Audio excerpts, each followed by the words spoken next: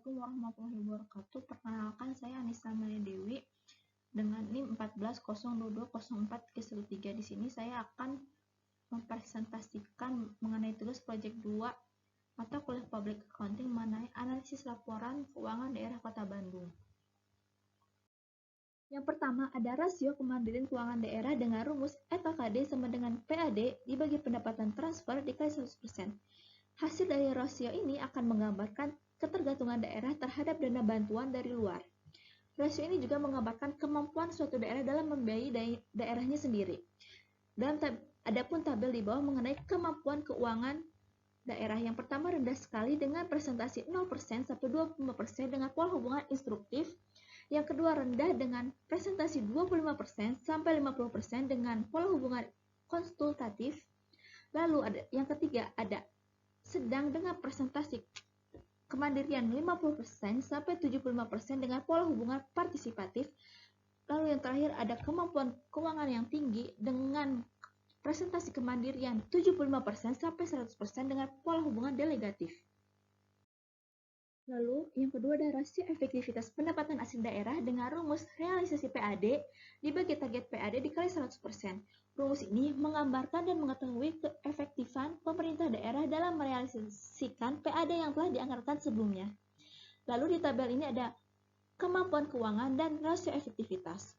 Yang pertama, sangat efektif dengan rasio efektivitas lebih dari 100%. Lalu efektif dengan rasio efektivitas 100%.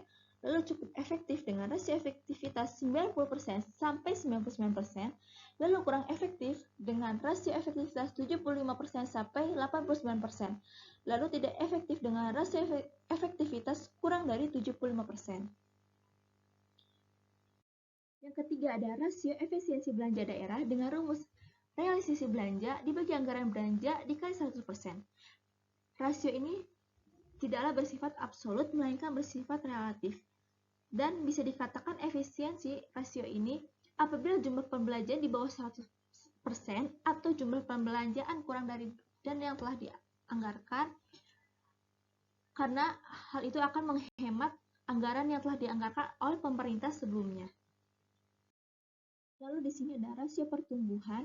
Rasio pertumbuhan ini dibutuhkan untuk mengetahui pertumbuhan dari pendapatan daerah, pendapatan asli daerah, belanja modal, atau belanja operasi dari tahun ke tahun. Adapun rumus rasio pertumbuhan yaitu R sama dengan PN dikurangi P0 dibagi P0. R adalah rasio pertumbuhan, PN adalah total pendapatan daerah, pendapatan asli daerah, belanja modal, atau belanja operasi tahun ke N. Lalu P0 adalah total pendapatan daerah, pendapatan asli daerah, belanja modal, atau belanja operasi yang dihitung pada tahun sebelumnya. Lalu di sini ada rasio kemandirian keuangan daerah Kota Bandung. Pada tahun 2015, rasio kemandirian keuangan daerah Kota Bandung sebesar 57,43% dengan kemampuan keuangan daerah sedang dengan pola hubungan partisipatif.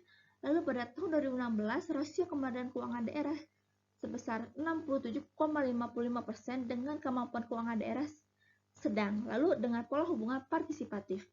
Lalu pada tahun 2017, rasio kemandirian keuangan daerah sebesar 82,22% dengan kemampuan keuangan daerah tinggi serta pola hubungan delegatif. Dapat disimpulkan dari rasio kemandirian keuangan daerah Kota Bandung bahwa kemandirian keuangan daerah Kota Bandung mengalami kenaikan dari 2015, 2016, dan 2017. Dan kemampuan keuangan daerahnya memiliki rentang sedang hingga tinggi dengan pola hubungan dari rentang partisipatif sampai delegatif. Lalu ada rasio efektivitas pendapatan asli daerah Kota Bandung dengan rasio efektivitas pendapatan asli daerah pada tahun 2015 sebesar 90%, lalu pada tahun 2016 sebesar 70,79% dan pada tahun 2017 sebesar 85,50%. Dilihat dari rasio efektivitas pendapatan asli daerah ini, kemampuan keuangan Kota Bandung dari rentang cukup efektif turun menjadi kurang efektif. Selain itu, rasio efektivitas pendapatan asli daerah tahun 2016 mengalami penurunan menjadi 77,79% dan pada tahun 2017 mengalami kenaikan kembali menjadi 85,50%. Hal itu menyebabkan kemampuan keuangan turun dari cukup efektif menjadi kurang efektif.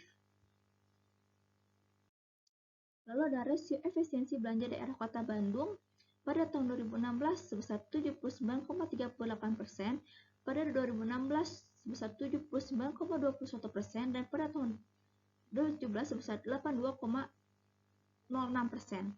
Dia dari rasio efisiensi belanja ini mengalami kenaikan setiap tahunnya. Lalu yang terakhir ada rasio pertumbuhan Kota Bandung. Dalam rasio pertumbuhan PAD pada tahun 2015 sebesar 8,37%, mengalami kenaikan pada tahun 2016 sebesar 15,76% dan mengalami kenaikan kembali pada tahun 2017 sebesar 19,77%. Dapat disimpulkan bahwa rasio pertumbuhan PAD mengalami kenaikan terus-menerus. Lalu ada rasio pertumbuhan pendapatan daerah pada tahun 2015 sebesar 2,91%, di tahun 2016 sebesar 11,52%, di tahun 2017 sebesar 0,88%, dan dapat disimpulkan bahwa rasio pertumbuhan pendapatan daerah mengalami kenaikan pada tahun 2016 dan mengalami penurunan di tahun 2017.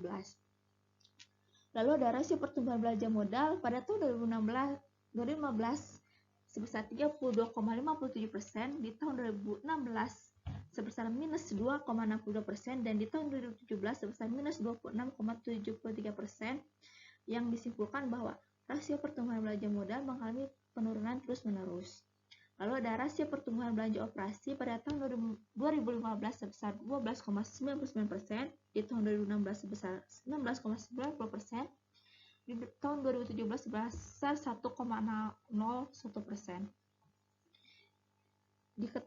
Kita bisa mengatakan bahwa rasio pertumbuhan belanja operasi mengalami kenaikan di tahun 2016 dan mengalami penurunan di tahun 2017. Dan saya mendapatkan kesimpulan dari rasio-rasio tersebut ialah dalam kemandirian keuangan daerah, pemerintah Kota Bandung memiliki kemampuan keuangan dengan rentang sedang hingga tinggi, serta kemandirian keuangan daerah, pemerintah Kota Bandung memiliki pola hubungan yang partisipatif hingga delegatif.